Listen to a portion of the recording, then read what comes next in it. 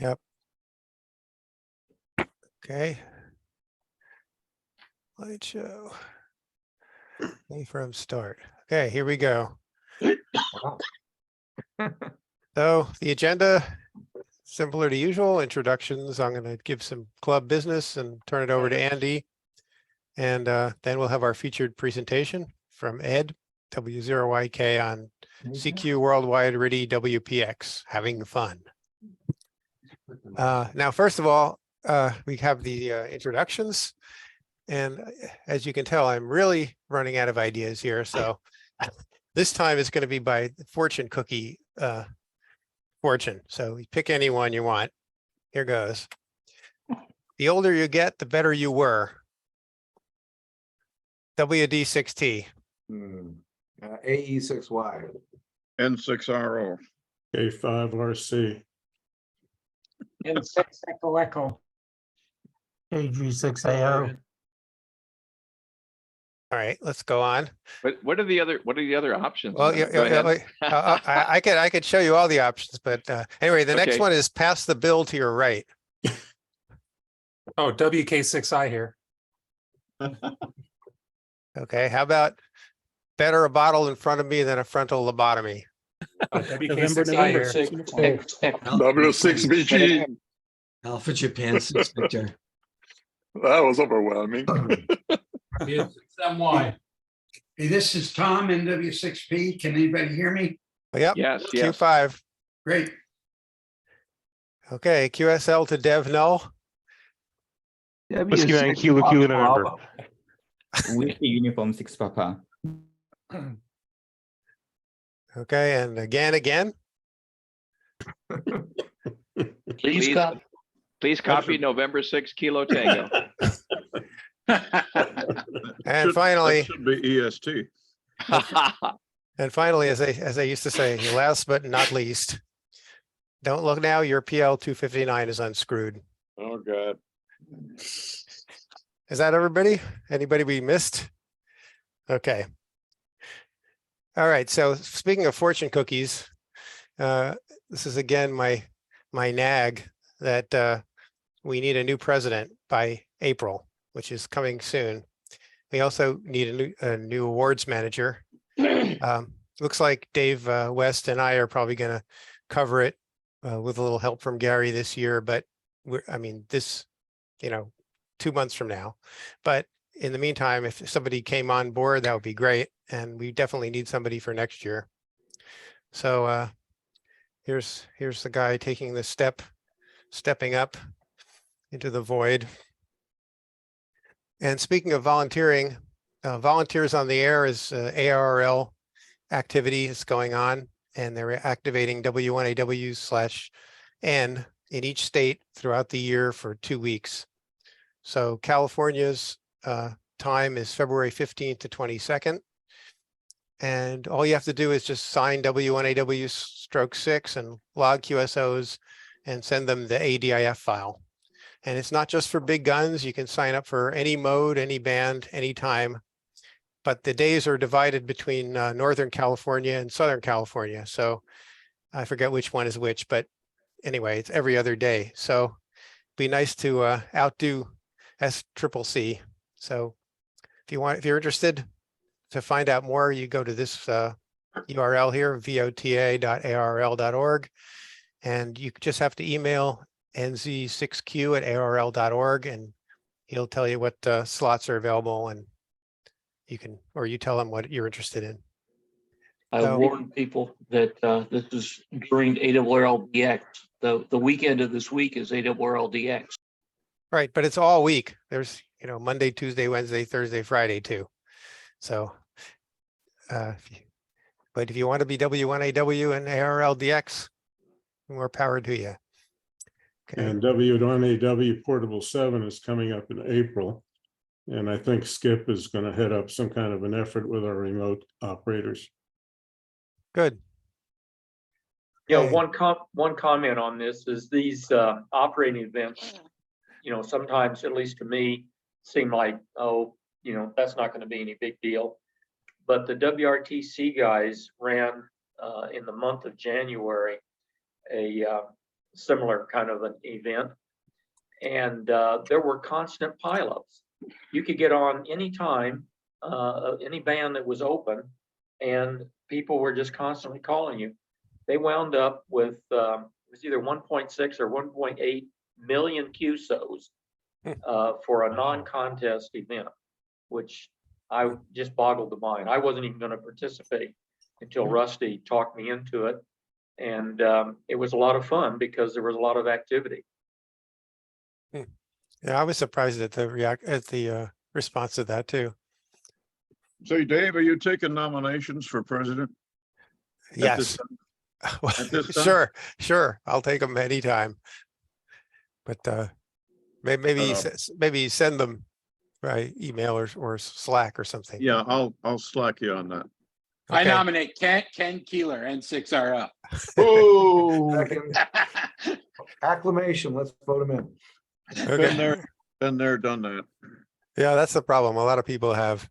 But all right, moving on here. Speaking of volunteering, we need everyone to volunteer to go to the website and click on the green button here and put in your nominations for the operating awards for 2022-23 and support your fellow club members. And here's the categories.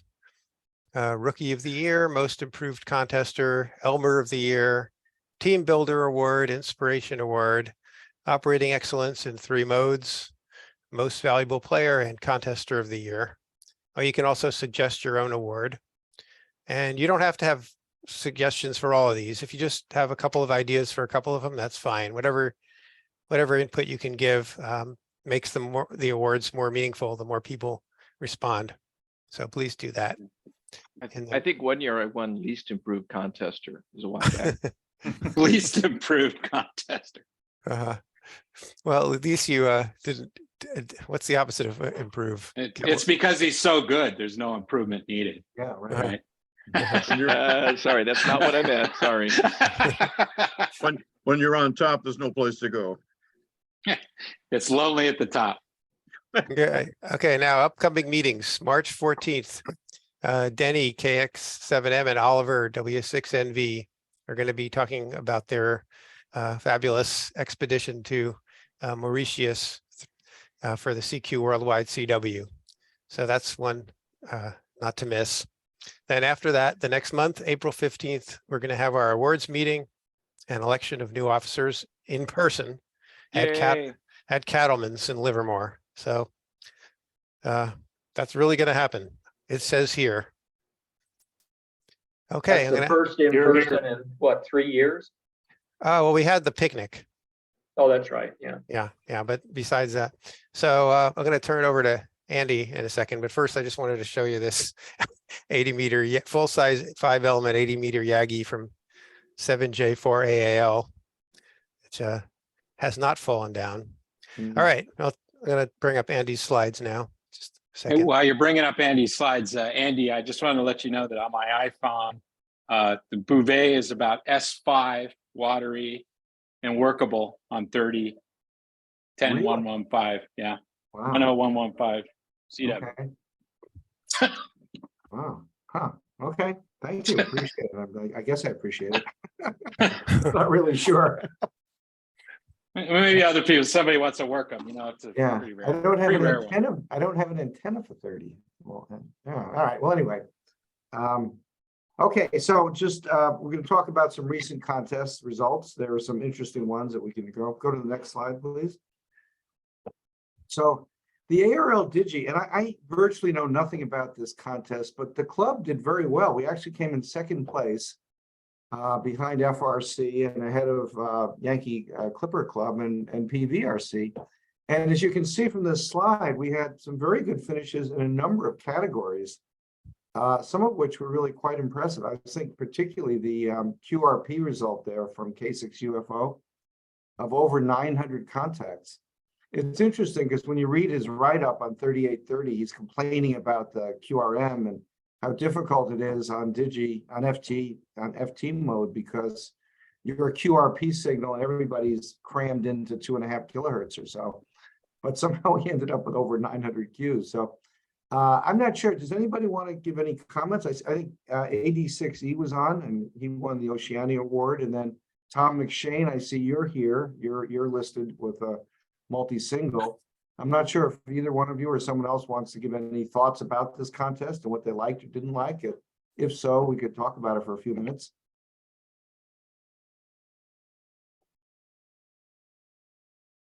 Al, are you there? No, Tom? Okay, well, let's go on to the next slide then.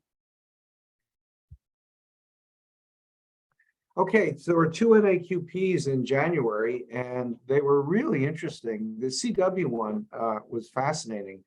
The first 2 scores are obviously not NCCC club scores, but look what N2IC did. I mean, it was 2BSIQ, and of course, this is a perfect contest for that because the exchange is simple, and in this particular contest, there were virtually always 2 bands open, with the sunspots being as good as they were. And also the rates are not all that high, even though, well, I shouldn't say an average of 244 an hour isn't high, but obviously most people were way below that. But as you can see by looking at the bottom line, our team won, did not win. That's the number 1, not WON. And N2IC beat us all by himself. Now, that doesn't mean that we did badly. We actually did perfectly well. And we had 5 scores that all were in the multi-hundreds categories, but we sort of got skunked by this. And 308 multipliers, by the way, is a phenomenal number of multipliers in this contest. And of course, if you look at ND7K multi-2, they had 365 multipliers. And I think, Dave, you said that this was the first million-point score. Is that right? I believe so. Yeah. And I put a note here. I looked at their write-up. One of the nice things about ND7K is when they send out a write-up, it's very complete. They have their rates and everything. And I counted up their antennas, and they appear to have 125 elements, as far as I can tell. So it's, I guess the fact that they do really well and better than us is not, or better than most of us in any event, is not surprising. But it was a fun contest. The high bands were particularly good, and it was good from the West Coast. Next slide. So Andy, how many elements does NCCC team number 1 have? Well, less than 125, I can guarantee that. I was counting myself, I have like 10 or so, you know, if you count 40 and, you know, that could, or 10 or 12 or whatever. But when you have stacked, you know, 6 over 6 over 6 and things like that, the elements do add up. N2IC, by the way, has a lot of elements also. And of course, he is a phenomenal operator, as are some of the guys at ND7K. So there's a combination of outstanding Location. Yeah. Location. Well, it's location and operating skill. It's kind of like in the next slide. Go to the next slide, Dave. Our own N6KT, who's the least improved contester at W7RN, and it's kind of the same story with an outstanding operator at a wonderful location. Now here, our team number 1 actually came in 2nd place. And of course, half the points were from Rich. So Rich, thank you very much. Really, it's nice to be on your team when you score half the points, but the rest of us did creditably as well. This was, from my perspective at least, a really fun high band contest for 10, 15, and 20, particularly 20, surprisingly. And then a really unpleasant low band contest, particularly 80 and 160, which were just awful, I think.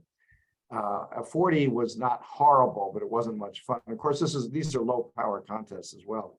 But again, the club did quite well. And Rich, this also may be a new record. Do you know if it is, Rich? Is this a contest record? I think Tom looked it up and he said, yeah, it's a record by about 9% or something like that over the previous. Really? Okay. 9%, and Rich had 813 Qs on 10 meters. Well, you know what struck me is that in my own operating, 10 was long all around the country. It's very interesting. And so I think, Rich, you were the only 7 I worked on 10, and you heard me right away. I couldn't believe it. I don't think I heard another 7 in any state. And of course, guys on the East Coast were complaining about that because they normally get a zillion. They go on 160, for instance, there are all those multipliers in 1,000 miles. But on 10, they had trouble getting mults because 10 was long, apparently long for them also. I'm gonna get out my my crying towel for that. Let me get ready for that. Okay, here we go. Okay, here come the tears now. Okay. There you go. Okay, well, yeah. I don't have much sympathy for them when you see, you know, when they get 40 mults on 160 in one of these contests or something. It's not very sympathetic. But anyway, N6R Road did a great job too. The operators are listed there, and you guys did very well in your multi-category. So I think, from my impression at least, both of these NAQPs were a lot of fun. I actually really enjoy that contest for a lot of reasons, and I write them up in the jug every year and try to get people to get into them. So next slide. One more contest, sprint last weekend, and I ended up flogging it. RGG is no longer flogging apparently, but he was our flogger for years and years. I ended up doing it, and our team number one seems to be winning. We have 74,000 points. I was unhappy myself. I could only operate 2 hours because my wife decided to throw a dinner party that night for the other 2 hours. But the conditions were great, I thought. 20 and 40. I never got to 80, which I never enjoy as much. But we had 16 members of the club participate roughly. Our team number one that's listed there did great. So congratulations to everybody. And it was you know, sprint always amazes me. I've been doing it for, I don't know, 25 years maybe, and virtually my score is always the same. This is the only thing that's odd about sprint. I always get between 270 and 310 Qs. The amount of mults varies from year to year, but it's kind of luck of the draw more than anything else. And mults were relatively plentiful this time. And N5 KO always wins, and he always does a little better than TV Bob, and he always does a little better than some other people. It's kind of amazing. I mean, I keep expecting a breakout someday on sprint, but it never happens. And people either say conditions were great or they grouse about them, but the scores are always roughly the same anyway. So it's an incredible, I think most people here know about it, but to me, it's frantic and fascinating at the same time, yet the overall rates are not very high. I mean, if you make 300 Qs, which is a very good showing, that's 75 an hour, which is relatively low rate for a contest.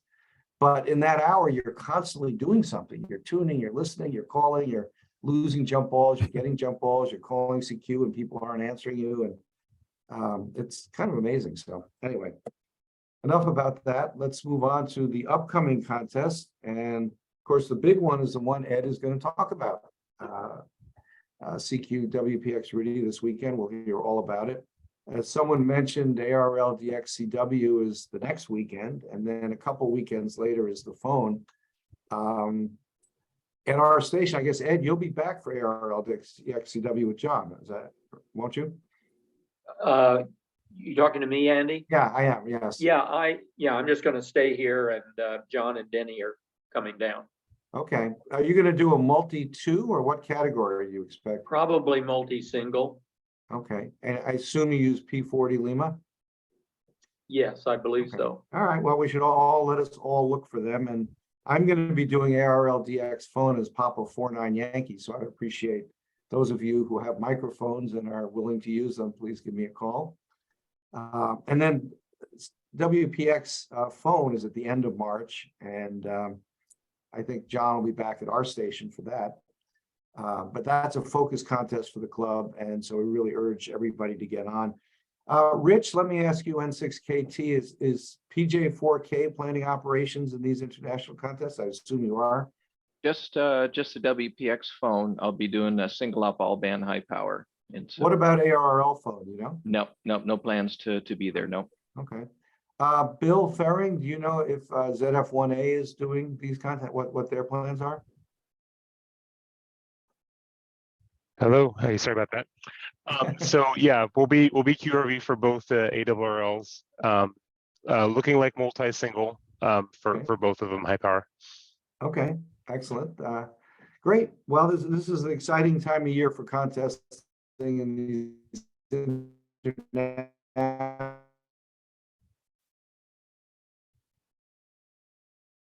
Well, that didn't go well. Did Andy go away? We lost you, Andy. Yeah, I think. You lost me? Oh. Yeah. You're breaking up. Turn off your video. Okay, well, I'm sorry about it. I'm sorry. Turn it back. Turn You're off your probably video. back, but turn off your video to save the bandwidth.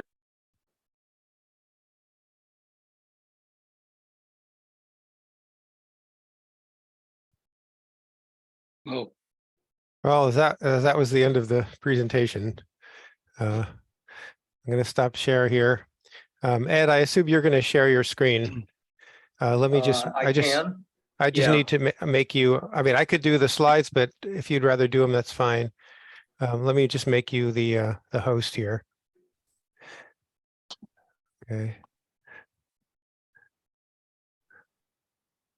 Okay. Well, Okay, then if I'll- you can hear me, I'm very sorry. This is Andy. Turn it back over to Ed anyway, but sorry about the internet connection. for some reason, I'm That not, came through clear. oh, there you, okay, great. This is not what I intended. How do I get out of Go to display settings and swap displays. The second button on the top. Where it says display settings. display Click settings? on, yep, and then click on swap. Perfect. What's perfect? I don't know what you guys are seeing. We now see just your slide. What we see is looks perfect. good. Okay, I won't try to sort that out now. That's not what I intended, but okay. All right, so you ready for me, Dave? Yeah, right. So everything looks good. We're seeing only your slide. We're not seeing the next one. And I just wanted to introduce you. So everybody knows you, but Ed is Mr. RTTY, not only in the club, but in the world. And the WPX RTTY contest is one of the 6 big CQ contests of the year. So let's hear about it. Take it, Ed. Okay. Actually, the first comment I'd like to make, so I don't forget it tonight, is just to remind everybody that there's a sort of a triathlon award for WPX for all 3 modes for single ops. So K6XX might be interested in that if he'd do a little bit more RTTY, because he, I think, has won just about every one of the CQ Worldwide biathlons, I guess it is, CW and phone. Over the years. He's the defending champion. He got it last year. Yeah, right. So anyway, for WPX, Bud and I have a triathlon award. So it's the single op that makes the most combined score between the 3 modes, which is kind of fun. And Chris Tate, didn't you sponsor or get started a triathlon award for California? No, what I'm sponsoring the Zone 3 a plaque for the Zone 3 multi-op winner. That's the plaque that I sponsor. No, Yeah. no, it's no NCCC sponsor. I thought that's what you were talking about, because that's the one that K6XX won. So NCCC sponsors a triple mode and a 2-mode California plaque. Right. I was thinking of the 2-mode one for Bob. So he won the California triple mode as well. He won the triple mode, and N5ZO won the 2-mode last year. Ah, okay. Okay, great. All right. So see how I do this here. There we go. So I'm going to make a few comments about WPX, and feel free, anyone else that wants to chime in about this, feel free to do so. And then most of the discussion tonight is going to be on RTTY contesting. And I just picked 10 topics, basically. So I'm not going to go through a, beginning to end setup and operating, but I just rifle shotted 10 topics. The first 7 kind of apply to all of us, and the last 3 are for more experienced people that want to, push it a little harder. And whenever I give these talks, the audience ranges from people that have never operated RTTY but might operate for the club's sake, kicking and screaming, and so they're trying to learn a little bit about it. And then the other end of the scale are people that are expert at it. And so it's kind of hard to give a RTTY presentation to a large group because it really is pretty diverse. So these are the topics that I propose to go over tonight. Whoops, I better go forward. So WPX is supposedly a DX contest. That's what CQ had in mind when they designed it, when they created it. And I know when I first became aware of the WPX contest as a young teenager, I thought it was the dumbest set of rules that anybody could come up with. I just couldn't fathom why anybody would make multipliers based on prefixes. And since then, I've matured a little bit, and it's actually one of my favorite contests, as you'll see why here in a minute. So one of the things about prefix mults is that a WD5 in Texas is just as valuable as Bouvet as far as a mult goes. And in terms of points, any other continent like Brazil or Oceania, a Cade 6 is as valuable as Bouvet.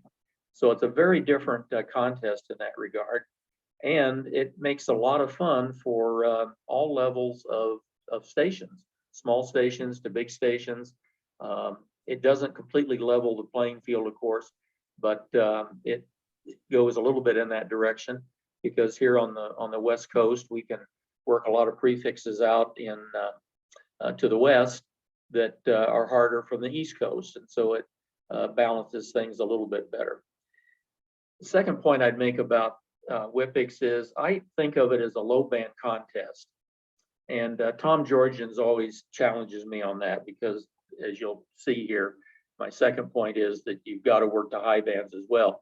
But the reason I say that is to really keep in mind, in the front of my mind, that my rate on 40 and 80 is effectively doubled, what I can do on the high bands, from wherever you are in the world, because there's double points there. And so being able to operate, especially 40, whenever the band's open and is a single op, since in this contest you're restricted to 30 hours, picking some good 40-meter time slots is really important. But as Tom would say, you got to get the prefixes too. It's not just about rate. And a lot of prefixes will turn up on the high bands that won't be on the low bands, because again, they're big, smaller stations that maybe only have high band antennas, or they're only effective maybe on the high bands, but they happen to have a prefix multiplier that will help your score. And then the third point is that I think is pretty neat about this contest is that your score increases exponentially through the contest. And you still are getting mults fairly often towards the end of the contest, where every other contest, it's very rare to to come across one more mult late on Sunday. And in WPX, certainly the rate of mults is lower on Sunday than it is on Saturday, but they still are coming in every 4 or 5 QSO. So it's a really fun contest, I think. So this is a slide that just summarizes the scoring differences, the rule differences between the RTTY modes and the other two modes. The single op scoring time is 30 hours versus 36. It turns out that the original CQ WPX contest was 30 hours, and about 15 years ago, the WPX director extended it to 36 hours because he was getting lots of complaints from contest expeditions that were going out, spending a lot of time and money to operate, and could only operate 30 hours. But the point that I would make here is that you can actually operate all 48 hours. It's just that the first 30, or in the case of the other modes, the first 36 hours are scored. And lots of times, if I'm having a good time on running rate on Sunday afternoon, I'll just keep operating until I'm tired, and it's a lot of fun, and you're giving other people QSOs. Second thing is that we don't do 160 on RTTY, and that's really not a big loss, because even on the other two modes, the SO2R stations really want to spend their time on 40 and 80. There's not much reason to go to 160 in terms of being able to pick up more multipliers or more rate. And so there's not much activity there anyway. And then thirdly, the scoring is different. We're a little bit more liberal in RTTY, and there's two scoring differences. The same country QSOs, that is, in our case, in the US, working another US station, on the low bands, you get 2 points, where in the other modes, you only get 1 point regardless of the bands for same country QSOs. And then secondly, in the CW and sideband rules, North America gets a bit of an advantage. They get double the points for working a different country within North America, whereas all the other continents don't. They get 1 or 2 points depending on higher or low bands, and North America gets 2 or 4. So in RTTY, we make that the same for all continents, so everybody is equalized on that. So those are just 3 of the differences between the rules, and you need to pay attention to that and realize that they're not exactly the same as you go from mode to mode. Okay, let's move in. Well, first of all, before I change horses here, does anyone have any comments or anything to add about WPX RTTY or WPX in general?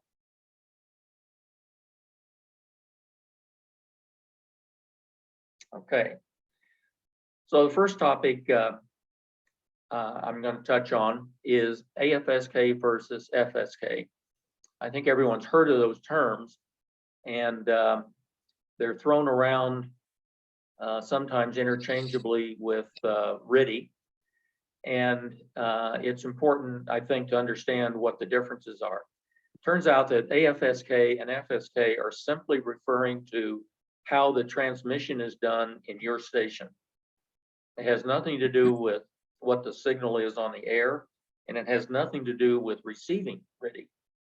So if you're doing quote unquote FSK and someone else is doing AFSK, your receiving is the same, and your signals on the air, assuming that each of you set up properly, are indistinguishable. And so the only difference is how you're generating the RTTY in your station. And the difference is shown here on these slides. So on the transmit side, for AFSK, it's just a simple audio cable from the sound card driving the audio input to your radio. And in FSK, it's a keying cable, just exactly like CW. In fact, it's exactly the same circuit as we build up for keying our CW port on the radio. And as I said, the receive is identical. So where this makes a difference is on some of the older radios. I think it's probably, the point I'm going to make here is probably not the case for the current generation of radios, but it used to be, and it's still the case for people that are using older radios, that spots are often wrong. They're often off by 2 kilohertz. And the reason for that is how the radio displays frequency on its dial. So for a reference point, the RTTY frequency, when you communicate to somebody else what RTTY frequency you're on, it's the RF mark frequency, which is always the higher of the 2 RF frequencies. For those of you that aren't familiar, RTTY is 2 carriers that one is on when the other one's off. So they're exact mirror images of each other. They're 170 hertz apart for the version of RTTY that we use in contesting. And the higher of those 2 frequencies is called mark, and the lower is called space. And in FSK, in the older radios, when you go to the FSK mode on your radio, or sometimes it was just called RTTY, the dial will display the mark frequency. And that's the standard that you would communicate to anybody else around the world, what frequency you're on. And so that works out fine. In the case of AFSK in the older radios, the dial, of course, well, first of all, AFSK is done in the sideband mode of the radio. And the display on the radio is the suppressed carrier, right? So it's not the suppressed carrier plus the audio of the space and mark, which generates a different RF frequency than what the dial is showing. And so this slide just goes through an example of how that can be different and why spots are often different. But as I said, modern radios, even in the AFSK mode, the K3 and K4, for example, display the proper mark frequency. Okay, a few comments about receiving.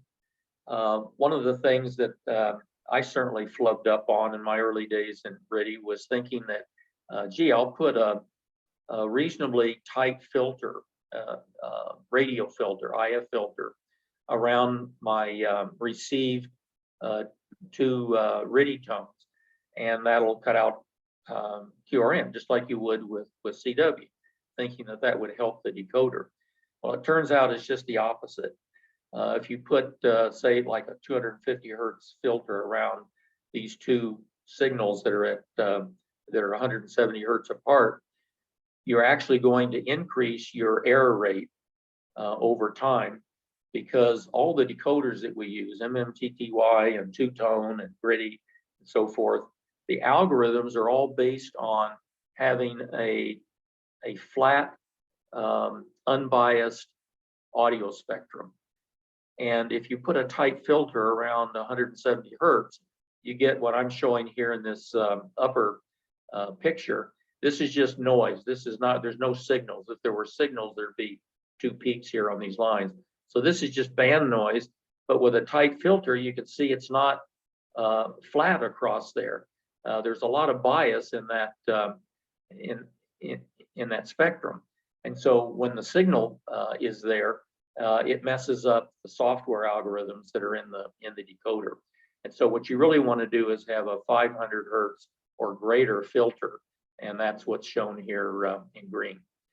And so to the same point, you do not want to use tone filters. And this is where, and again, I've just used band noise, white noise here, and turned on tone filters and like a K3 or the twin peak filter in the ICOM radios.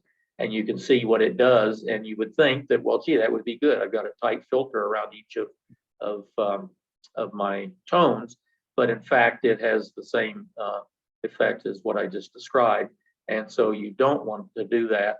And I have to fess up that I was the one that begged for the dual tone filter in the K3 back in 2007 when it was still in beta test or field test, and that was exactly the wrong thing to do. It's still there, and you can use it if you want, but if you're using the decoders that you probably are using, like two-tone, it's actually disadvantaged to do that. And so here's what the spectrum will look like if you use a 500 hertz or wider filter, and now it's unbiased.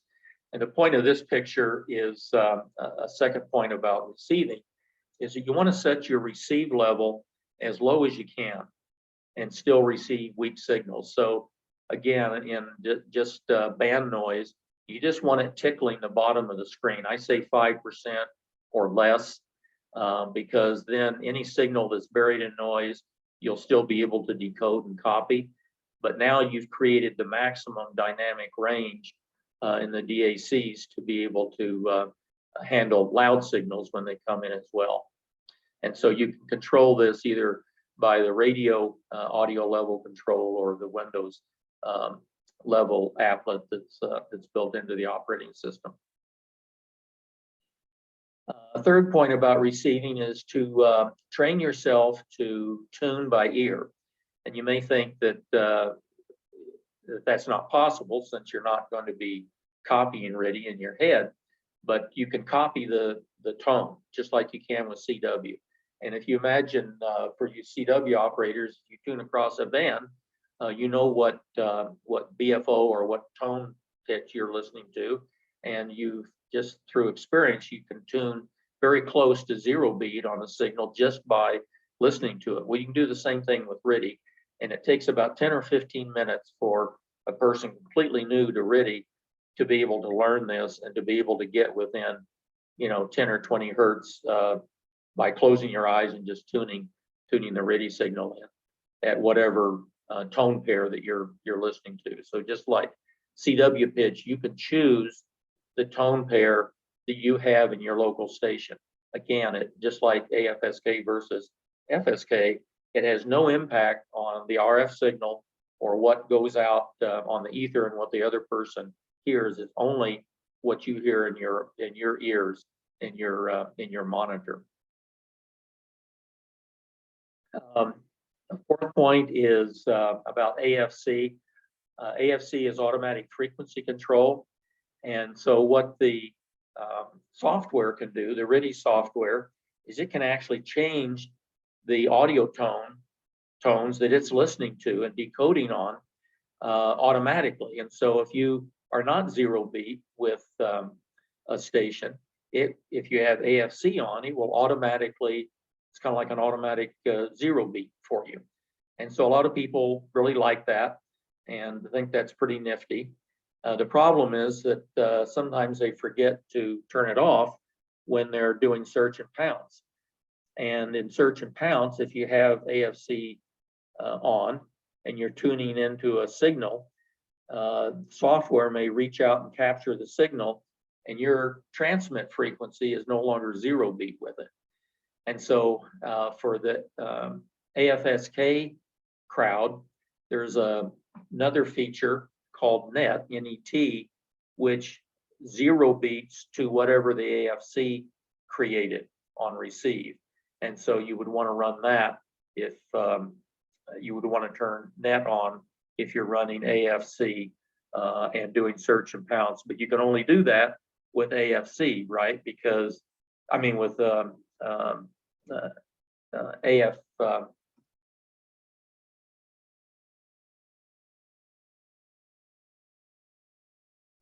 with AFSK, because in FSK there's no way you can change the transmit frequency. So that's only available for AFSK people.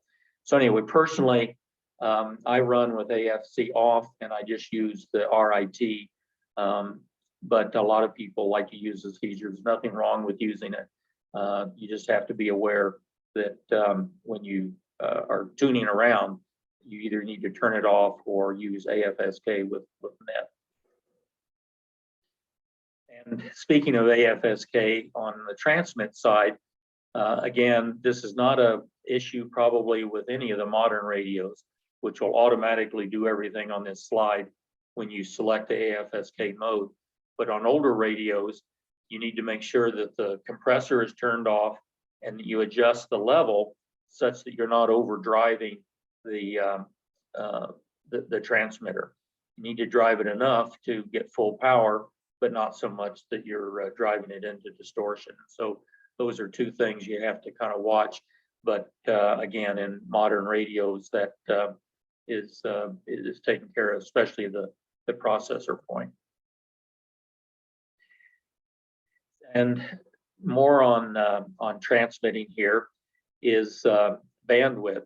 There are a lot of unnecessarily wide signals in RTTY today, and it's very similar to CW key clicks, where you know the very sharp, very steep rise and fall time of a CW signal can create a wide bandwidth, and the same thing can exist with RTTY if there's not filtering or wave shaping on the RTTY signal itself, both AFSK or FSK. And you know, on the one hand, you may say, well, gee, that only is a benefit to the stations that I'm working, the close by stations, because I won't be QRMing them, and maybe I want to QRM them keep them away from my run frequency. But it also hurts you, of course, because you're putting power in unnecessarily into parts of the spectrum that your QSO partner is not going to be decoding. And so you're hurting yourself as well as QRMing a local or close by stations with wide bandwidth. So here are a few examples of the upper left is MMTTY in AFSK mode with no filtering, just the raw encoder working with no filtering around it. And the upper right signal, just to the right there, is MMTTY with a filter that's called 48 taps. And you can see that that narrows it down a bit. The lower left is MMTTY with the same filter, but with 512 tap setting, which is the maximum that MMTTY offers. And you can see that gives an even narrower signal. And so turns out that the reason I showed these examples is that 48 taps is what is the default when you install MMTTY. If you're using MMTTY, 48 taps is what you get. And so you need to go into the options menu and change that to 512 to get a narrower signal. And then the lower right shows two-tone AFSK, and there is no adjustment on two-tone. David has just made it fully filtered, and what you see is what you get. So that's actually a good thing. And so anybody using two-tone will have a suitably narrow signal. And this slide in the lower right shows two-tone with another version of AFSK that he calls WPX or digital on-off keying, and it's even a little bit narrower. And that's what I would recommend you use if you're using AFSK with two-tone. And of course, we need to realize that all of this was done, it doesn't say here, but I'm pretty sure all of this was done at the milliwatt level. And so here's some comparisons of what it's like with higher power. So this is the top two graphs are identical, except that the right one is 100 watts. And so you can see the impact of the power amplifier IMD in widening the signal. So if you start out with a wide signal, it's only going to get worse. And so people with unfiltered AFSK or FSK that are running 1.5 kilowatts on the band are usually wiping out 5 to 10 slots where other QSOs could take place. And then the bottom graph here shows MMTTY unfiltered, so turning off all the filters in the software, but turning on the AFSK filter in the K3. So in the radio, you can actually do quite a bit of filtering as well. And if you do both, then that's even better. And lastly, here's just a comment about FSK. Most radios do not wave shape their FSK signal. The K3 and K4 do. That's the bottom graph here that you can see. And it's very similar if we were to put it on the same scale as the AFSK bandwidths. But look how wide an unfiltered FSK signal is. And that's what most radios are putting out if they're using FSK. And again, if they're running 1.5 kilowatts, it's going to be really ugly on the band. Okay, next topic is UOS, or sometimes it's called USOS for unshift on space. And this is a supposedly clever idea that somebody came up with years ago for RTTY that provides some noise immunity for alpha text. And so just as a simple review, the RTTY code is a 5-bit code. And so there are 2 character sets, because in 5 bits, you can only get 32 states, and that's not enough for 26 letters and 10 numerals and punctuation. And so the letters are in 1 character set, and the numbers and some punctuation are in another character set. And so when you transmit, if you're transmitting letters, you transmit a letter shift to tell the other station that you're going to be transmitting letters. They need to know which character set to decode with. And same thing with numbers, then you would send a figures control character before you actually sent the numbers. And you have to send those control characters back and forth as you change between characters in the letter set versus the figure set. So UOS came in and said, okay, what we're going to do is automatically, whenever there's a space, because there's lots of spaces in text or in any message between elements, between words, there is a space. Whenever a space comes, if you're using the UOS algorithm, then we're going to automatically shift to the letters case.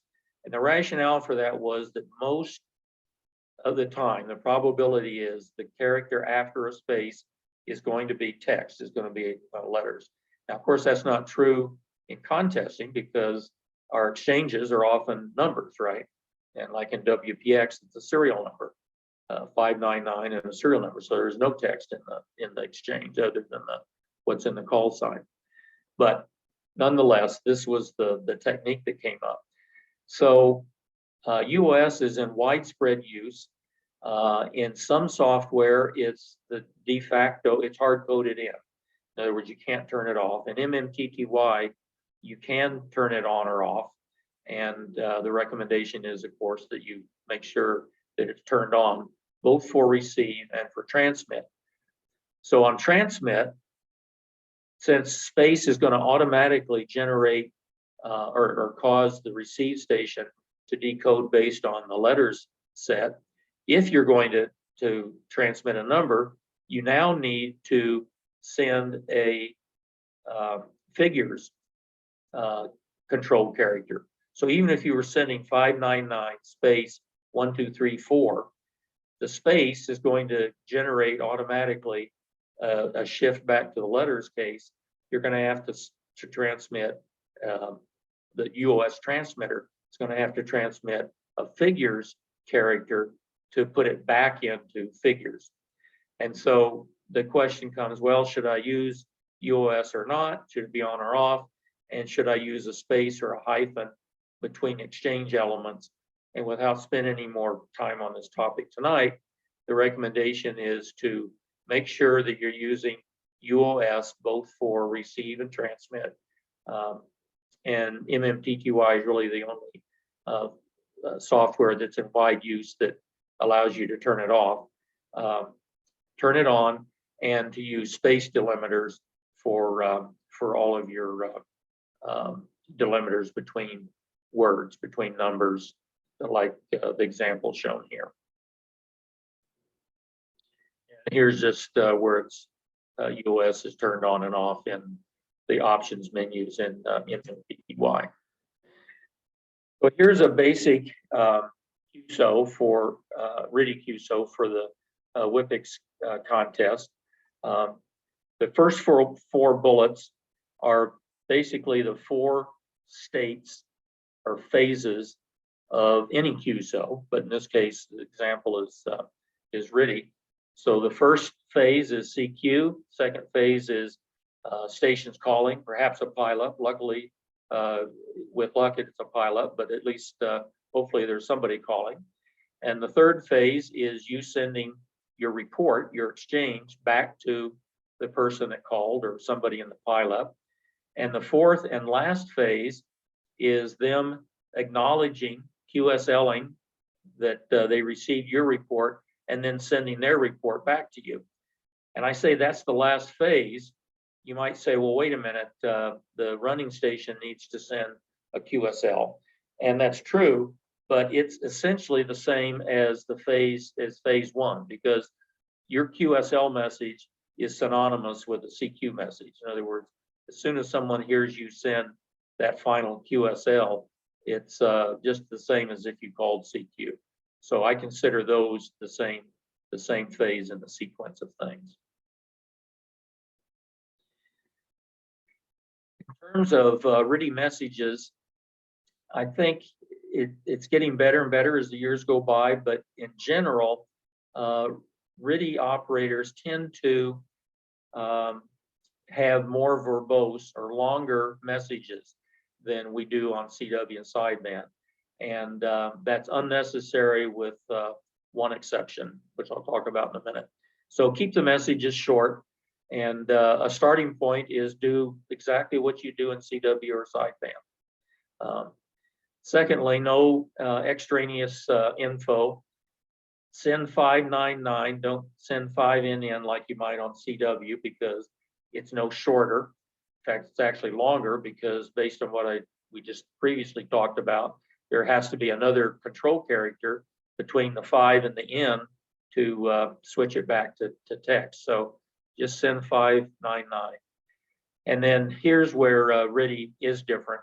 You do want to send unique exchange elements twice. So a serial number you want to send twice, so that the receive station, if they copy the same number twice, they're pretty confident that they got it and they can move on. If it's different, then they can ask for a repeat. So you always want to send unique information twice. Space, not a hyphen between elements. Don't send DE. That's especially bad in a contest where Delaware is an exchange element. And then depending on the logger that you use, the software you use, there may be some special characters to turn on push to talk and to drop it at the end. And this is what's used in write log. And these are just the comments that I talked about. Subbands.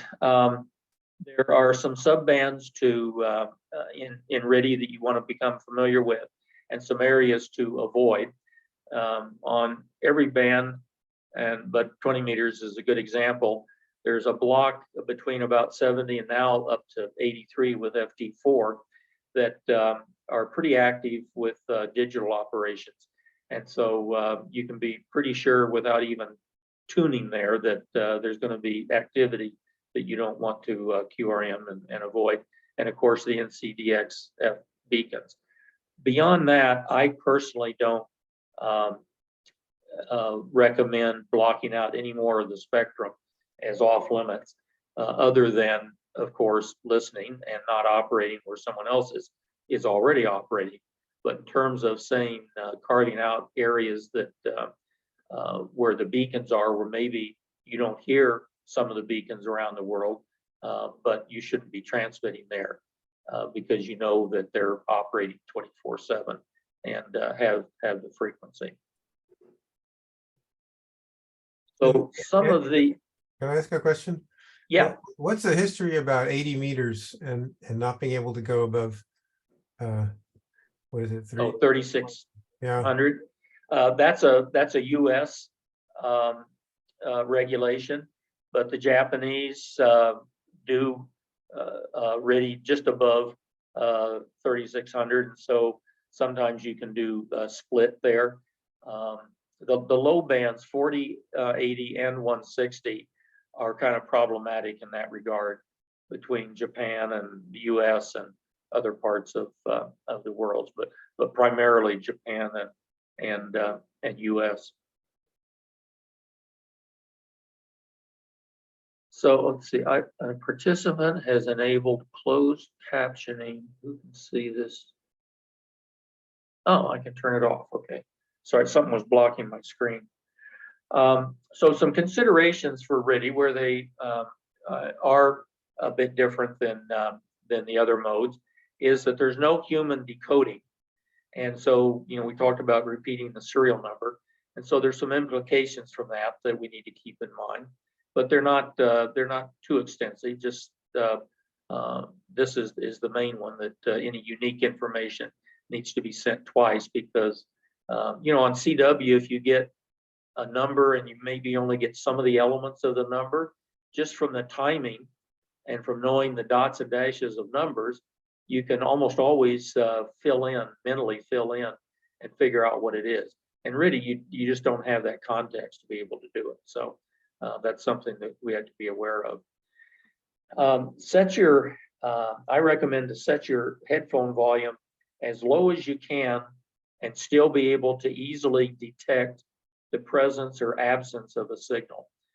The very first RTTY contest that I did, in fact, it was our club, the NCCC, that quote unquote made me do it because they were trying to win a club gavel that year, and they asked all of us to get on and do some RTTY. And the mistake I made was I ran the volume like I would for CW or sideband, so that I could hear and decode and understand what I'm hearing, because that was just how I had always set the volume.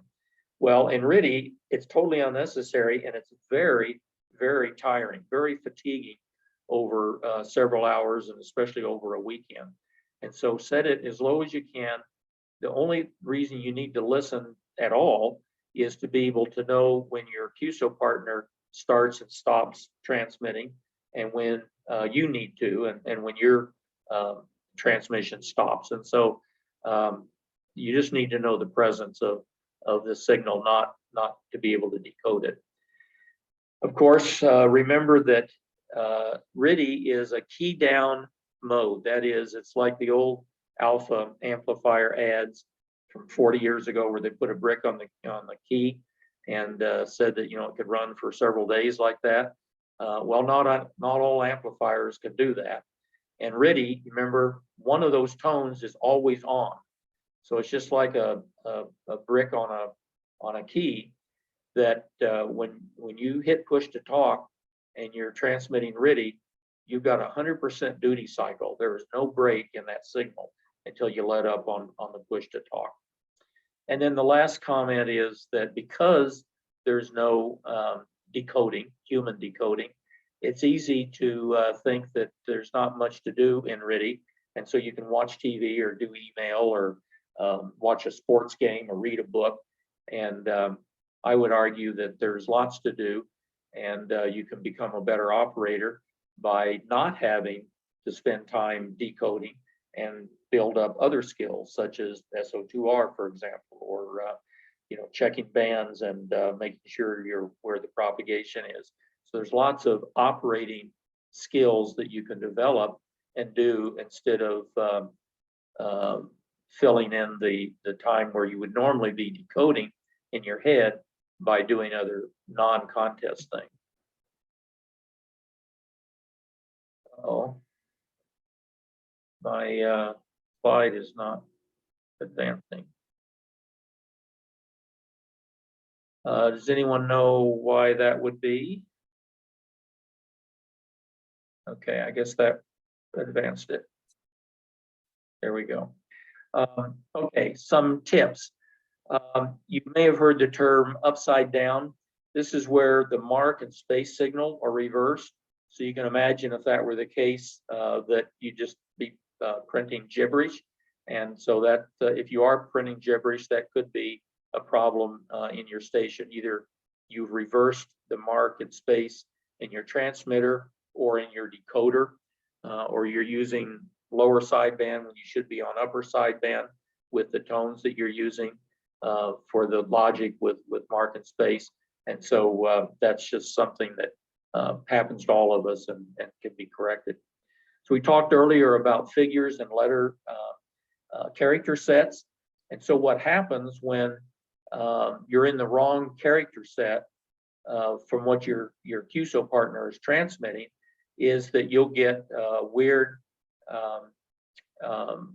numbers or letters that don't make any sense. But it turns out they actually do make sense if this is what the problem is. Because if you look at the top row of any keyboard where the numbers are 1 through 0, the letters right below them are the same code, the same RTTY code in the letter set as compared to the figure set.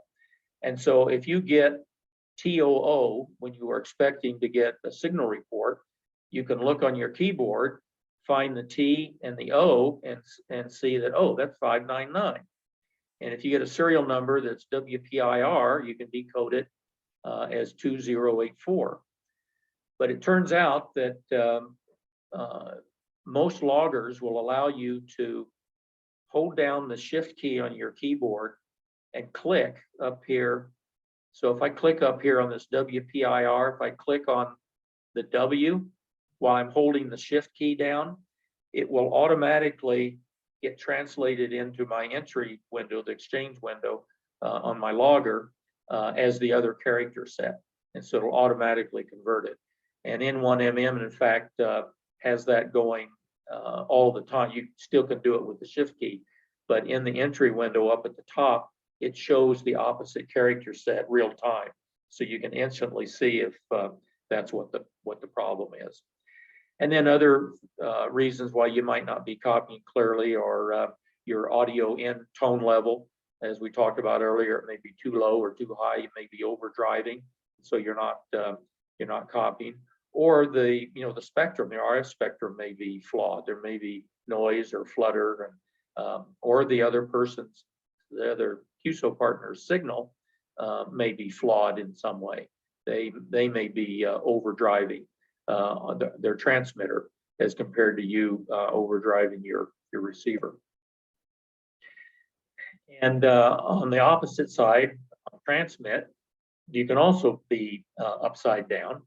And most radios allow you to select the polarity of what mark is, whether mark is a 0 or a 1, going into the keying jack on the back of the radio.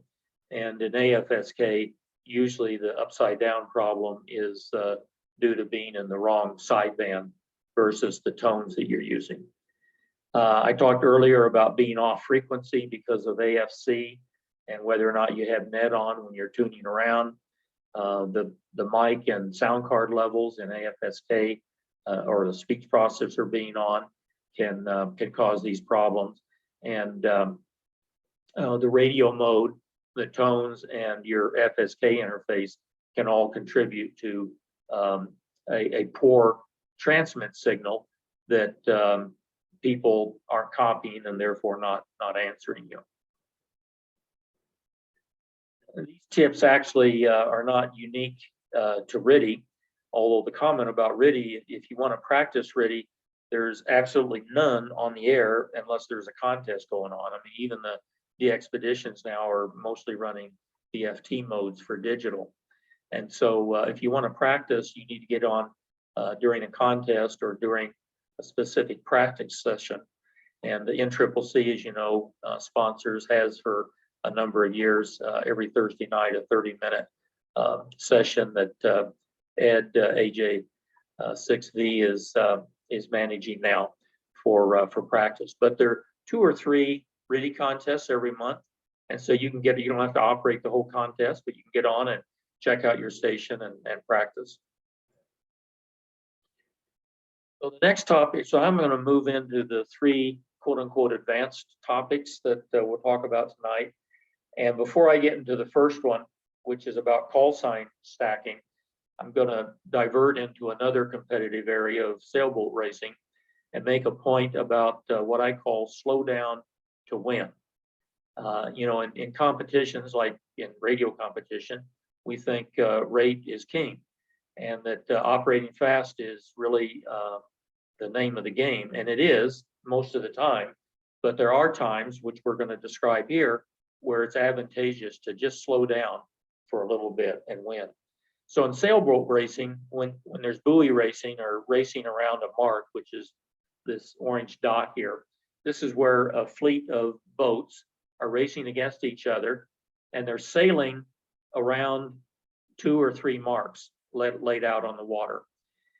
And when they come to a mark, of course, there's only room for one boat to be right next to the mark, and the next boat going around the mark is going to travel a longer distance, right? Because they're further away from the mark. They can't be in here close where the first boat is.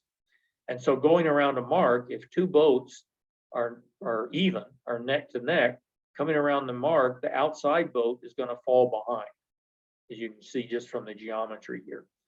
So in sailboat racing, we talk about slow down to win.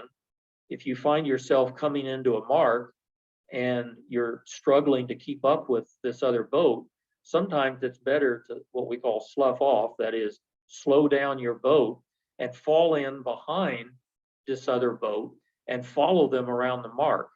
You'll actually wind up being ahead of where you would have been compared to going outside.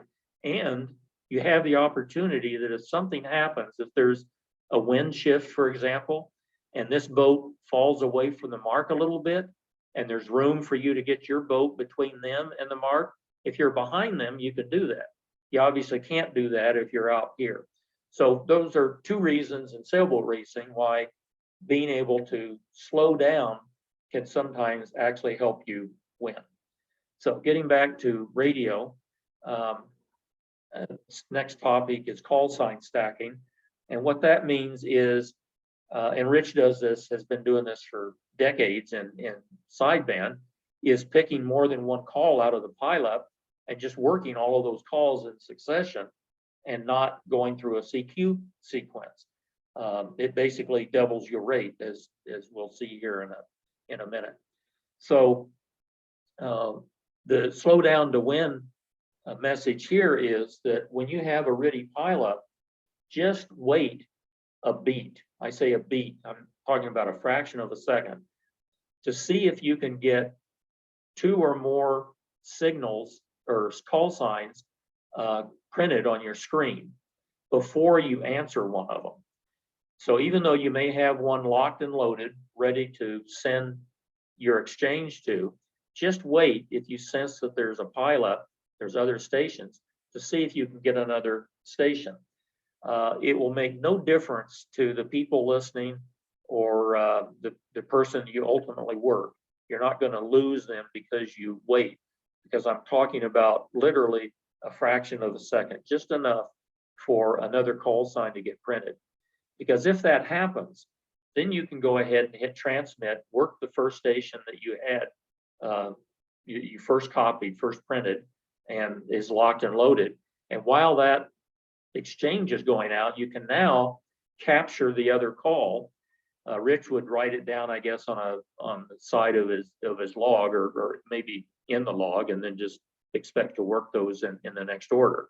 But this is the same thing, but there's software in N1MM and in WriteLog that allow you to build a stack of calls. And so whenever I'm in a contest, if I'm working a station, any other call sign that's a valid call sign that prints, I throw it in the stack and work it after the current station. And the way this works, if we go back to the 4 phases that I talked about, CQ, pileup, your exchange from the run station, and then their exchange, and this, repeat flow. Same thing on the, search and pounce side. Well, if you look at a normal QSO, if there's a pileup, say there's 2 stations that you copy in the pileup, you call one. You send a report to one, they send their report back, and then you send thank you and go on to another CQ cycle and go back to a pileup. But if you copied a second call, there's no reason to go through these first 2 phases again. Oops, I didn't mean to do that.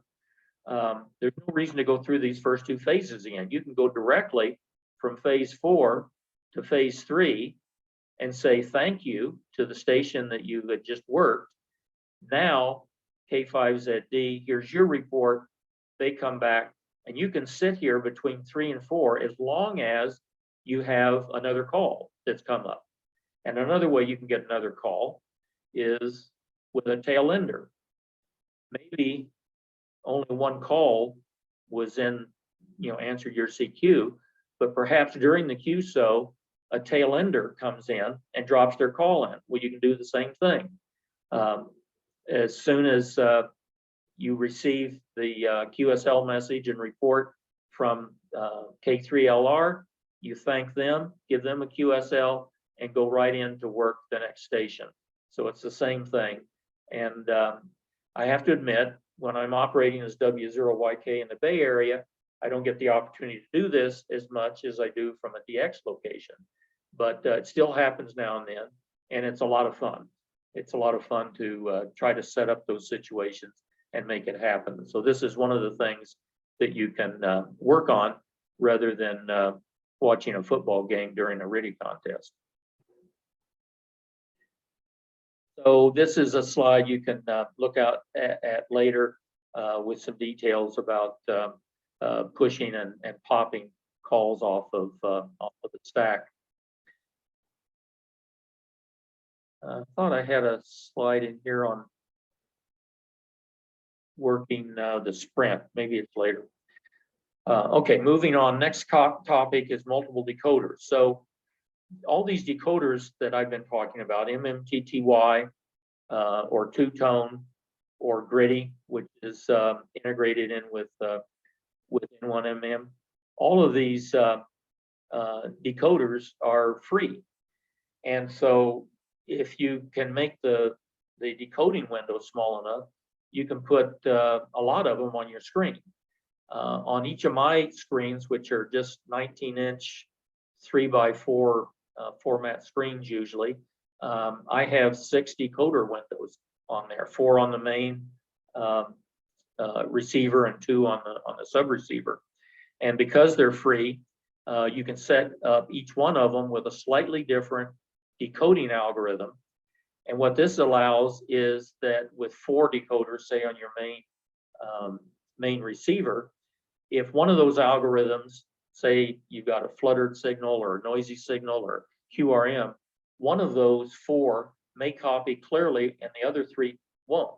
Well, if you only had 1 decoder and it happened to be the wrong one, you're going to have to ask for a repeat. It's going to be very frustrating. So the more decoders you have, the better, because there's the probability just goes up that between however many you have, between them, you'll get clean copy and you'll avoid the slowdown from asking for repeat. So here's an example of MMTTY and a hardware decoder, DXP. So there's 2 decoders here. Here's an example with 4 decoders. They're all MMTTY, but MMTTY has a handful of different, what they call profiles. These are just different decoding algorithms for different types of signals. So they have a standard one, which is the one that I use, but you can also, they have a couple different ones for fluttered signal, multipath, a very sensitive one, one that was designed for weak signals and noise. And so if you had all of these here and all of a sudden you get a fluttered signal or you get a very weak signal that's buried in noise, it may copy where the other windows won't, and you can just move right on through the Q cell. Another trick you can do is to do 2 different IF bandwidths. I talked about that earlier in the presentation. So you could set up 2 different IF bandwidths, one on your main receiver and one on your sub receiver, and then lock them to the same frequency. And now you've got decoder windows that are based on different IF bandwidths.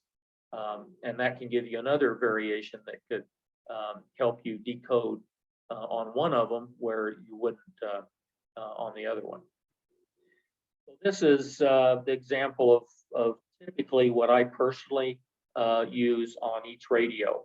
And that's 4 different decoder windows on the main receiver. I use MMTTY and then 3 two-tone windows, and then 2 on the sub receiver, just MMTTY and two-tone, because there I don't need the diversity of decoders so much, because I'm usually just picking off stations and mults on the same band while I'm CQing. But Question, for the 4 question. Yeah, question, please. KA6BIM. Ed, with the multiple decoders, how do you determine which one is feeding into N1MM? You know, which one is selecting the call? Oh, well, so it depends on where you click. So if 3 of these decoders didn't get a clean call sign, but the other one did, if you click on it, then that's the one that goes in. If you're talking about automatic grabbing, yes, N1MM has the same capability as write log, which is what this example is. So in write log, the priority is the order of the windows that I got them laid out here. Well, I can lay them out however I want. It's the order in which I configure them in write log. So the first one is my main window, and all the rest of these are called clones. And the first clone is clone 1, and it is a different priority than clone 2 or clone 3. So what happens is, if there's copy in all of these windows, it takes the first good call in this first window. If there's no valid call or a good call there, then it grabs the one from this first clone, the second window, and so forth on down the line. So, and N1MM, I presume does the same thing. What about multiple calls like in a pileup? So in multiple calls, one of the configurations in WriteLog is you can decide to pick the very first call that prints. So if you have multiple calls in a window, sorry, my cursor keeps going away. If you have multiple calls in a window here, you can configure it so that it takes the very first call that prints, or you can have it pick the first new multiplier in the window. So say there's 5 calls and 2 of them are multipliers, it'll take the first multiplier that comes up. I personally, when I'm in a DX location, I do the former. I take the first call. So even though there may be a mult there, I want to work the first one that prints. The reason for that is I want to keep my pileup short. I want to train the pileup to learn to work with me with short calls. You know, just send their call once or twice, not 4 or 5 times. And if I'm picking the last call, if I don't pick the first one, what happens is people make a couple calls and, you know, I don't come back. And so they start calling again, and it just perpetuates the pileup. And also in a DX location, you're less likely to have the mult go away. And in fact, in lots of cases, in my case, I'm often am a mult myself. And so the other person has an incentive to stick around for a little while to see if they can work me. From California or from Oregon, Dave, you know, you might want to pick the mult. AA5AU, for example, has his configured from Louisiana there to pick the mult first if there's 2 or more calls. Does that answer the question? That helped a lot. Thank you. Okay. So I have a question. So I didn't know there was an automatic picking facility in N1MM.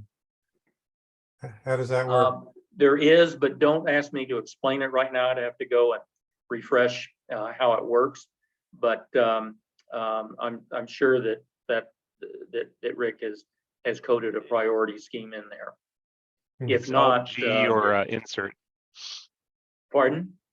It's Alt G or insert. It's basically that little box in the corner that all the call signs are going to, and the order is determined. I think it only picks them out of the main window if I remember correctly, out of the the primary decoder window. Well, you guys might want to talk with Rick about you know, making it more capable across multiple windows like this, so that this multiple decoder setup would be more valuable in that regard. Because especially when you're operating SO2R or Jeff with 3 or more radios, you can get pretty busy, and it's nice to be able to just hit insert and have the software automatically get the appropriate call to work. Yep. Okay.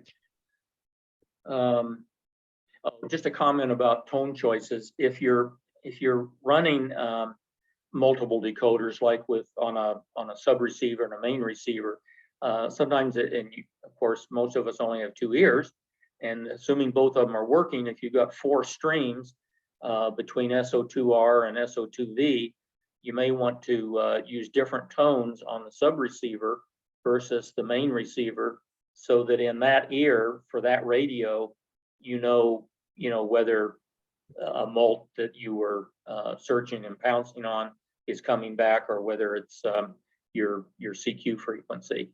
And so here's where you can use different pitches, different tones to distinguish between more than 2 streams, audio streams. SO2V, This is a slide that I won't take time tonight to go through, but you can look at later. It talks about two different ways to do SO2V, that is on the same band with your two receivers, being able to work stations on each receiver and interleave that back and forth. And it depends on whether you have a single receiver or a true dual receiver. And there are a couple of different ways that you can set that up that make that work really good.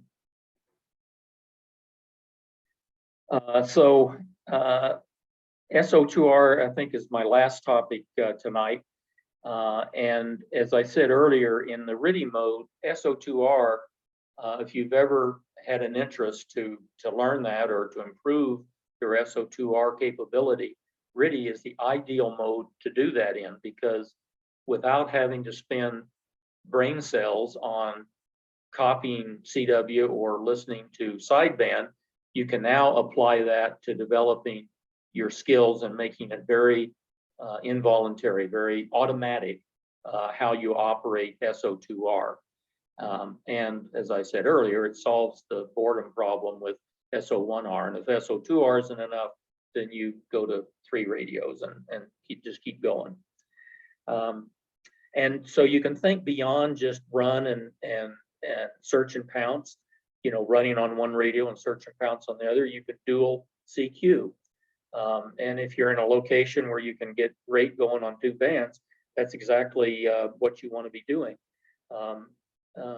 Most of the time, you still have to get mults, but a lot of mults will come to you. And so dualing CQ, you can search and pounce on 2 bands at once.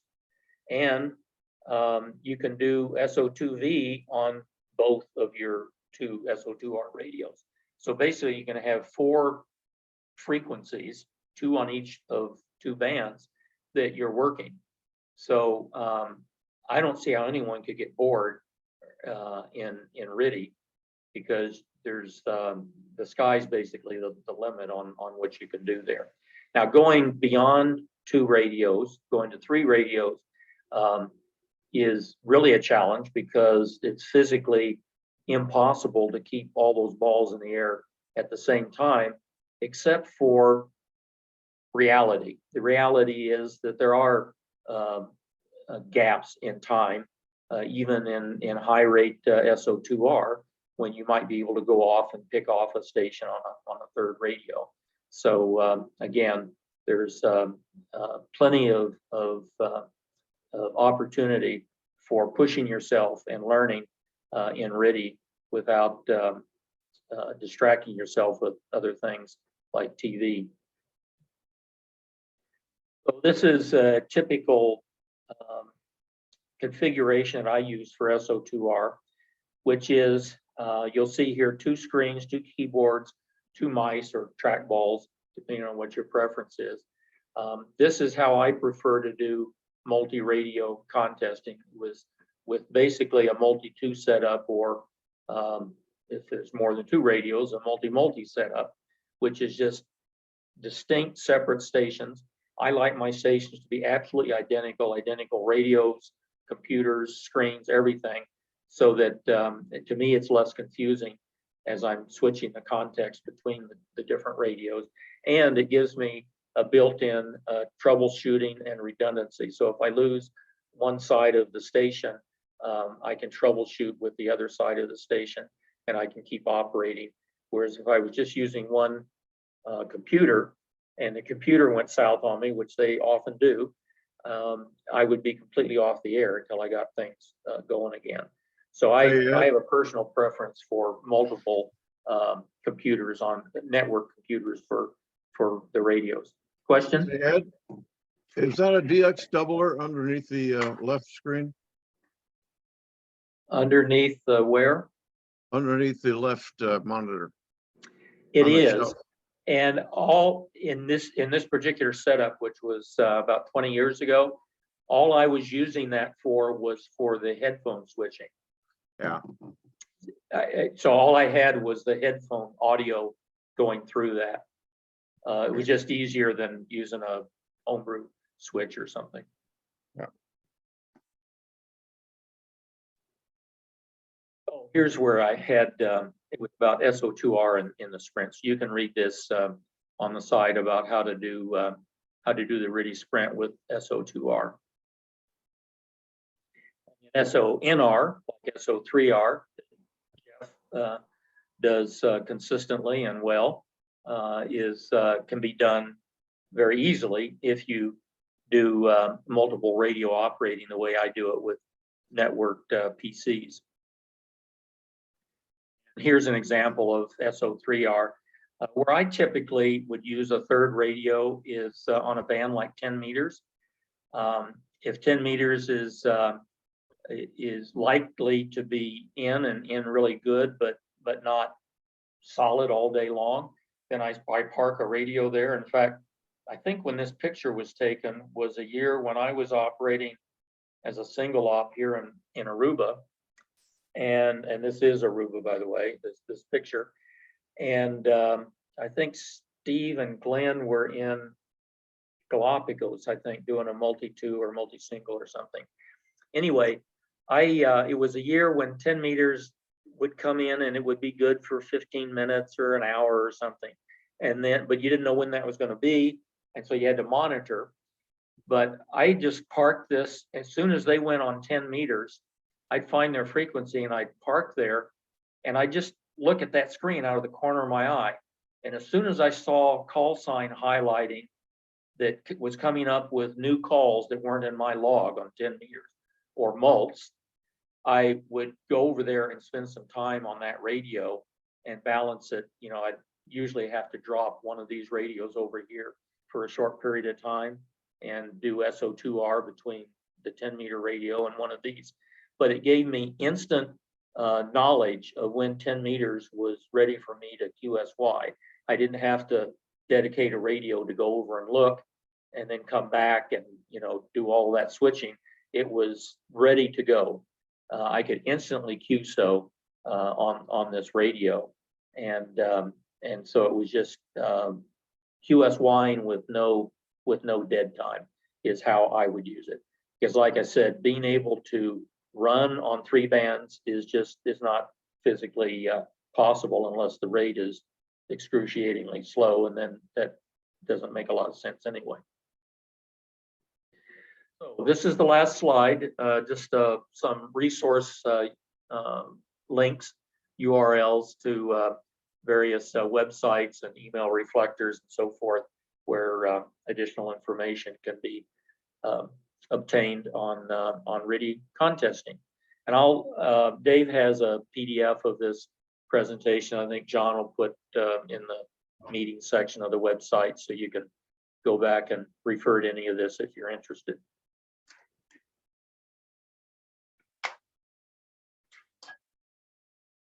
I'm done. Okay, thanks, Ed. You want to stop sharing? Or, Yep. Thanks, Ed. Very informative. That was a great refresher and learning new things.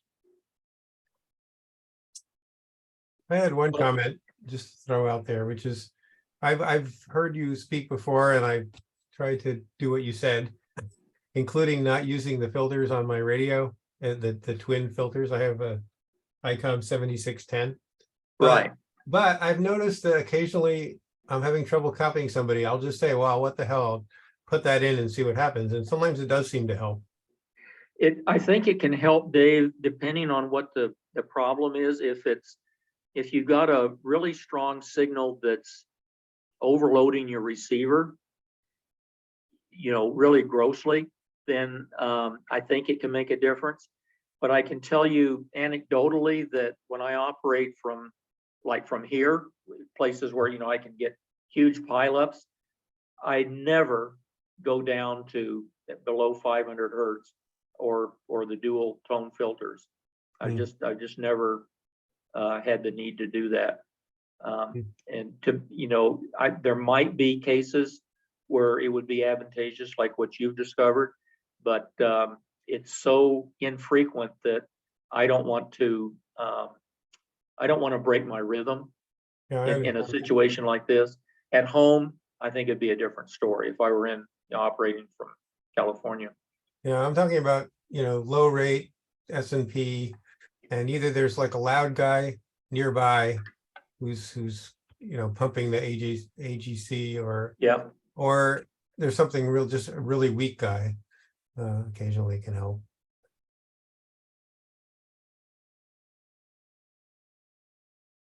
Any other questions? So Ed and WPX, just kind of question for you. Well, a couple questions, but one, so I was looking at your last effort for WPX in 2020 in Aruba, and it looks like you did cut it off at night. Generally it looks like 0900 Zulu or so, or even 0800 the first night. Yeah. But your rate at the time was 67 Qs an hour, which to me would mean that if you were going to have another hour of that, that basic rate at 0900, then since the points are doubled, then that's equivalent to a rate of 120 an hour during the day. But I mean, like, even your top rates during the other hours were, I don't know, 160, 170, that kind of thing. So what sort of is that minimum hourly rate cutoff that you think is the break-even point at night? But it's exactly what you said. So it depends on the weekend. So like this next weekend, I'll make a judgment in the night. Basically, the question I'll be asking myself is, do I think, what's the probability that I can get double this rate on the high bands tomorrow? And how many hours of that can I get? And I'm trying to fit that into my 30-hour total scoring time. Yeah. By the way, 36 now, but yeah. may seem weird that I talk about scoring time, but I'm really trying to help people understand that you're not restricted from operating beyond your 30 or 36 hours. It's a good thing to operate. If you're having fun, go for it. But yeah, so it depends, but that's exactly the question I'm asking myself. And I argue with myself, right? I mean, it's a debate about, gee, should I stop? What's the risk? And so it's just like anything else in contest. You're trying to optimize that decision point. Yeah. What other question for a you? second? This Sure, is go for Andy. Just for a second. I did some math on this a while ago. My conclusion is it's actually not 2-to-1, it's 170%, because if you're going on a high band, you're getting additional mults with the additional Yes. as well. I So see. 100 Qs on 40 is roughly equivalent to 170 Qs on 20 or 15 or 10. But what I always find in making these decisions is I make the wrong decision because I'm also tired. It's 2 in the morning or whatever the heck. So even though the math is obvious, the decision making isn't. Yeah, that's why I think, to your point, Andy, and to Bill's, why you want to think about this ahead of time, so that when you are tired, you make at least a better decision than you would if you hadn't pre-thought it out. Mm-hmm. Yeah. Yeah. One other question I have for you: how far have you taken call stacking in terms of depth? I mean, I sort of found in ZF that if I really go beyond 3 or 4, that the lids come out in force and sort of start asking who I am and things of that nature. Or what's sort of the limit before, like, you've lost the pile up? Or well, so there's a couple aspects to your question, and again, it's a judgment call. So first of all, the most I've ever done is 5. And that was usually because I had some tail enders in there, which perpetuated it. So while I'm working, guys, there are people still calling. And I'm saying tail enders in 2 senses: people that are very skilled and actually tail in correctly, and lids that are just calling all the time, right? And those lids and skilled operators give you the same number of points, and so you don't want to encourage lidism, but you can work them, you work them. So I guess, Bill, if it's the first person in the stack, in other words, I've worked one person, and instead of CQ and I'm going to the second one, I might, if they don't come back right away, I might call them a second time, because sometimes they're just people that just don't get what's going on, right? You call them and they don't come back. So I go on to the next person and then they call again, right? And they just don't understand what's happening on the air at that point. But after I get to the third or fourth one, I don't waste any time. If they don't come back right away, I go right on to the next one. And so I kind of, my threshold changes as I'm going through the stack before I get back to a CQ, because I figure the longer that I go, the chances are lower that they've stuck around to work me. And again, that varies if you're in ZF1A or if you're at W0YK in the Bay Area, right? Yep, for sure. So there's lots to consider. What I had one more question for you, but I'll think of it in a second here. Okay. Ed, I've got a question for you. When you're contesting an FT8, do you use similar SONR approaches with that?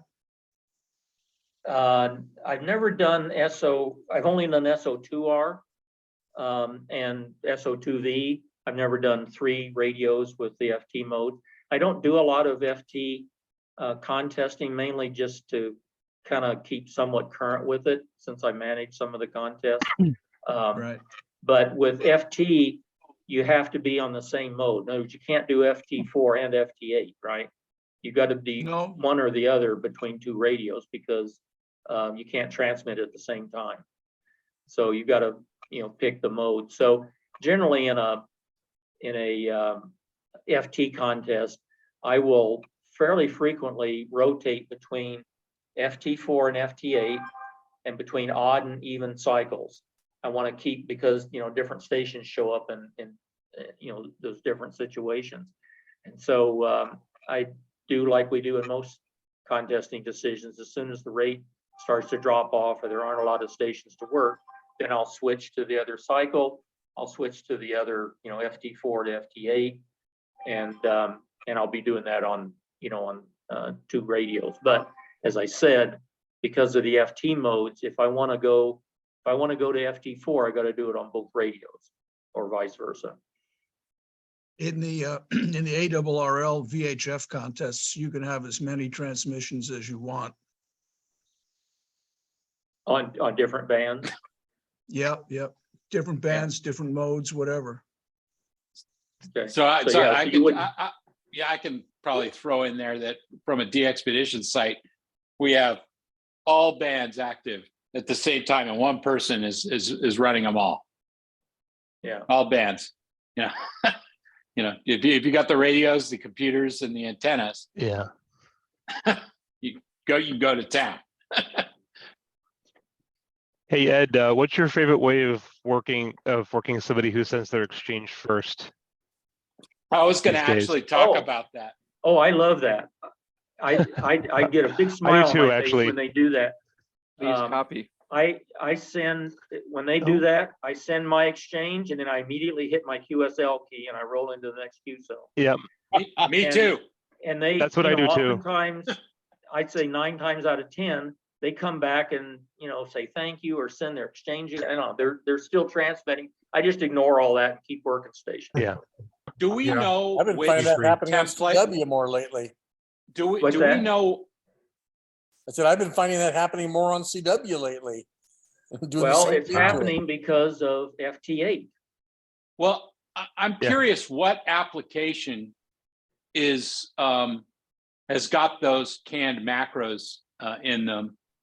I think that Ed, I share with you the opinion that every QSO, no matter how slow or how weird, comes in is a QSO that's going in my log.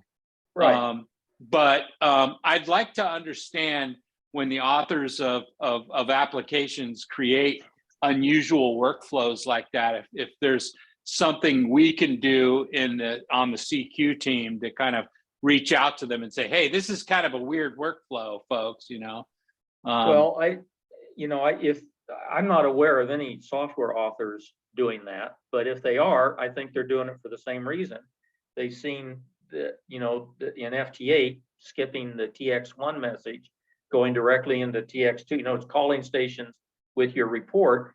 And they think, oh, that's a neat idea. I just skipped the phase, right? They've been listening to me. They skipped the QSO phase. The Mhm. problem is if you get in and look at that with any kind of thought, you realize you didn't save anything at all. And you created a whole mess of, misunderstanding on the air. But that's where I think it's coming from. And, I think it's like, it'd be nice if there weren't noise on the band, but there is. And so we've got FT8 that's, throwing these, things in our face. And so we just become better contesters. We learn how to deal with it. Right, Yeah. right. I Yeah, I'm wonder with if they Chris. just- I wonder if they just hit the wrong button. Yeah, possibly. Not No, that there's one. something like it's like mixed W. Somebody's got a set of canned macros that sends the entire. Somebody does, because you're looking at, I mean, it's even the same spacing, there's exactly Yeah, 3 spaces exactly. between this and that. And yeah, it's something that's uniform. So I Yeah, may, there's something out there. Yeah, I may try and work on Facebook and see if I can lure in, hey, those of you who happen to send the exchange first, man, give me Or send maybe me an email. I'll write down maybe I'll write down the call sign of someone who did it, and I'll just ask them what Yeah. software you're running. What Because software are I'd you be using? interested. Yeah. Yeah. Just out of curiosity. But I don't want to But, discourage them. I want them on the air. I No. want them on the Yeah, air. it's fine. And they send me the exchange first, man. It's in the log. It's like, bye. See and you and later. they're faster too. Yeah, I look Maybe at I it, should Yeah, do but that. it's an advantage. You can't It's an stack them advantage though. to me. You can't stack them. True. But you don't need stack to. them promote because that. You're still You don't skipping a need step. to. yeah. It's done. You just sent you Yeah. the whole thing. It's like, all right, thanks. Although I do have a question for you, Ed. How does the nil and error and score reduction rate in like the CQ contest for RTTY compared to the ones in CW and phone? That's a great. Like the overall aggregates, are they different? Are they higher, lower? They're very similar. The outlier is FT8 with the nils. But Yeah. RTTY is a little bit, the nils are sometimes closer to 2%, where on CW and sideband, they're closer to 1%. But other than that, everything is about the same. If you take, in WPX, there's more exchange bus, of course, because it's serial number, Yeah. it's a unique exchange. But that's pretty much the same across the modes. I've got a slide actually to that showing the 3 modes and the 3 different call bus, nils, and exchange bus, but I don't have it up on the computer right now. Bill, I'll send you. I would think it would be worse on RTTY because you don't have, even though you're sort of listening to the signal, you don't have the same cues that you have on CW. That is marginal. You just see some text, you see a couple of texts and you say, oh, this one looks maybe a little better. I'll try that one. It'll vary. It'll vary based on conditions. And decoders how many decoders you're using and whether the decoders are accommodating for those conditions. I think it's more complicated than that. Bill, I'll send you the LCR for CQ Worldwide that I just got, and that'll probably give you a good idea from N6RO. Yeah. So you had the whole. I'm just curious. I mean, I'd love to see a lot of them, to be honest, to get a real number, but that's okay. But hang on, guys. The original question was, I think, was asking about kind of the universe of logs. So if you look at the LCR, all the LCRs I send out, unless I forget to do it, have a section. So there's 2 sections to the LCR. The first section gives you the overall aggregate for the 3,000 or 10,000 people in the contest, what the nil rate, average nil rate was, exchange rate, and bust rate. And then the bottom section is your own log. So what I thought was being asked was, what was the overall? And what I'm saying that's is, where I was going, right? Yeah, if I look at, 2 decades of contests of CW, sideband, and RTTY contests in the worldwide, in WPX, I've got a slide that shows that over that time period. And basically the only distinction is that RTTY has about a 2x nil rate. But everything else is so 2x. I can believe that number. That seems about right. Yeah, but FT is 5x. Yeah. Well, because there's ambiguity on the end of the QSO. Exactly. Thanks to Joe Taylor and a few other things.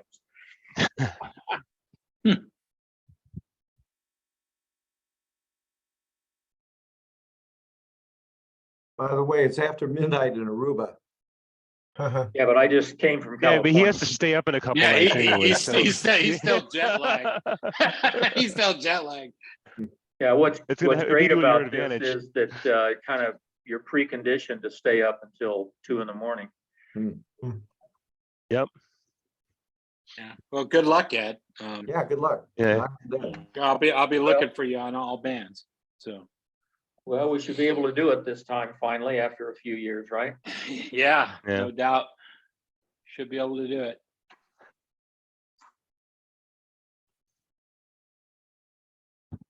Any other questions for Ed before we close it up? Well, Dave, I hope you're planning on letting the team hang out if they want to. I can do that. I Yeah. need to go, but I can just leave the Zoom open. Yeah, please do. Okay, sure. Thank you. We stop the recording and let everybody talk then we without can- it.